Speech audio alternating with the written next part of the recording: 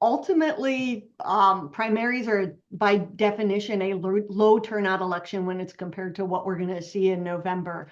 And ultimately, when you looked at some of the more challenging primaries, at least on the Republican side, there really weren't a lot of surprises. Incumbents fared rather well. I look at Randy Feenstra's victory, Marionette Miller Meeks on the congressional side, and then you look on the legislative side, some of those contested legislative seats, Waylon Brown came out on top, Jane Bloomingdale came out on top. It looks like Mike Sexton, who a lot of people thought he was in serious trouble. It looks like he's going to eke it out too. Looking at both CD1 and 4, when you're looking at roughly 4 in 10 who showed up for the primary to vote against the incumbent, like, who are these people? Are there some characteristics they have in common?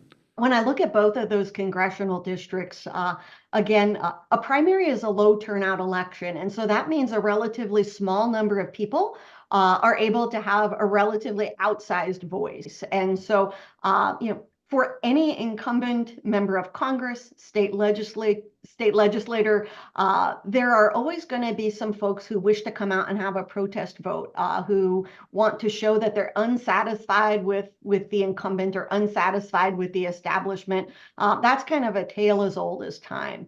And so there's always a sentiment of people wanting to throw out whoever's in and to have someone new come in. That being said, you saw two pretty strong showings by two strong incumbents who, while Randy Feenstra and Marionette Miller Meeks are rather different, ultimately they're both a really good representation of their district and provide really good service for the people that they represent. Any thoughts about why turnout was so low statewide? This is an interesting year for Iowans.